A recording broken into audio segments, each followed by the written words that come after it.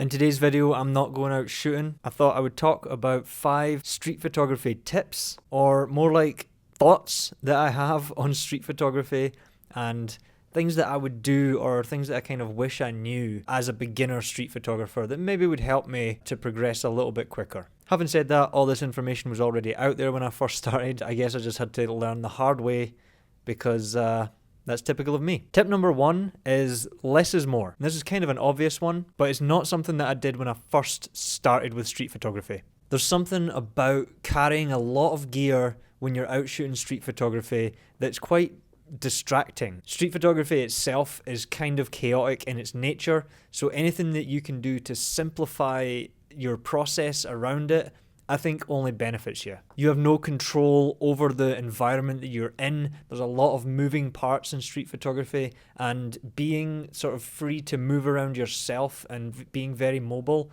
I think is only beneficial to you, especially if you're going to be out for a long period of time. You're walking many miles each day. You can get tired quicker if you're carrying a lot of stuff. So the less stuff you have, the less tired you're going to be and the longer you're likely to stay out. And I think maybe there's something to be said for having extra gear in your bag when you have a lot of experience and sort of know your own style and know who you are as a street photographer. But particularly when I started out, I found that having the more gear was a distraction, and I didn't know when I should or shouldn't be using certain things and how to shoot in a style that I liked, or in whatever I considered to be my own style. So I found that just going out with one camera and one lens simplified the entire thing for me into what can I photograph with this lens, rather than what could I photograph with this other lens that's in my bag. Should I switch to that lens? Never really knowing if I should be in one or the other focal length. And as I did this over time, I found that my images started to look consistent, and I felt that maybe I was developing a sort of style of my own. It's not that I never shoot with anything but 35mm. I do also sometimes shoot with the 28 on the GR, and I recently rented the GR3X, which is about 40mm, but I'm not straying very far beyond that. And being comfortable with that focal length has allowed me to kind of push myself as a photographer and focus on what I'm putting in the frame rather than what focal length of frame to use in any given situation. So it was that simplification of my gear that was the catalyst to me to become a better photographer. The second tip is to go out and shoot with some friends. For about the first year of me trying to get into street photography and improve my street photography, I shot alone, and for that most of that year I felt like I was floundering. I got some pictures I liked, one or two that to this day I really love, but the vast majority of it, even though I might have thought it was okay at the time, was complete trash. So for that entire first year I found myself in public holding a camera, feeling very self-conscious. The closest thing I can liken it to is if you see that film Inception, and the people's projections in their dreams, when they start to realize that you're like an intruder, and all the projections would turn and just look at the people who were in the dreams. That was what I felt the whole city was like when I was just walking down the street with my camera in my hand. And just being out shooting and chatting with one or two people sort of removed some of that anxiety from it. It gave more of the feeling like you're out with a camera club or something, and people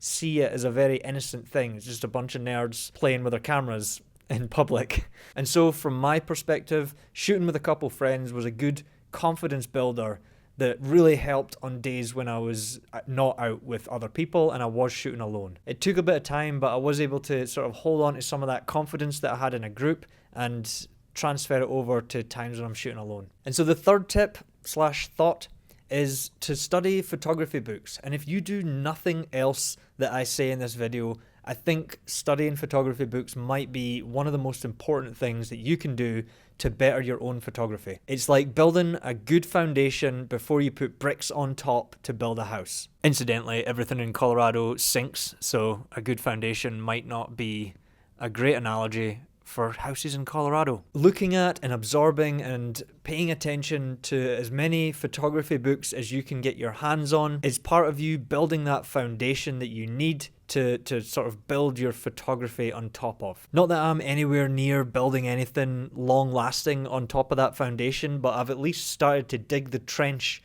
to pour the concrete into. I have a small collection of photography books that I look over regularly, as well as whatever books I've been able to get at the library, and they've all been an invaluable resource that informs the way that I shoot going forward. And I've heard some people say that you shouldn't look at other people's work at all if possible, because it'll only dilute yourself and you'll be overly influenced by someone else's work and you'll just end up copying it. And I think that makes some sense if you're only looking at one person's work and you just end up trying to replicate that.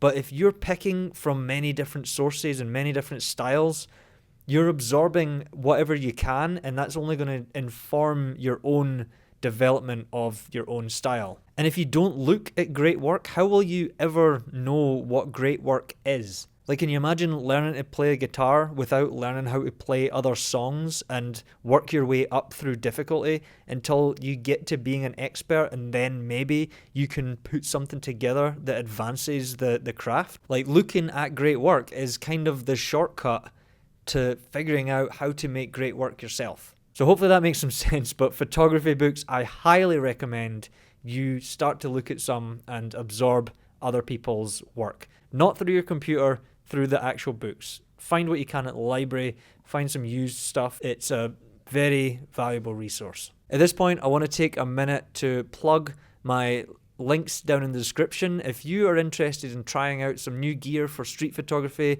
or for any kind of photography, consider renting some gear first before you sink money into it. If you follow the link in my description and use the code Liam15, you'll get 15% off any order that you place, and then I get a small kickback from that. It's a win-win. You support the channel and you get 15% off your order. Tip number 4 is to learn how to set it and forget it. Now, I have been proficient at shooting in manual since about 2017 when I got into shooting weddings. And for about 4 years, I thought that was everything I needed to know about manual, and I could only get more proficient from the practice of doing it. And then when I started using Fuji cameras for street photography, I found that I could set my shutter and aperture, or leave the shutter on auto and just set the aperture and put the ISO on auto as well.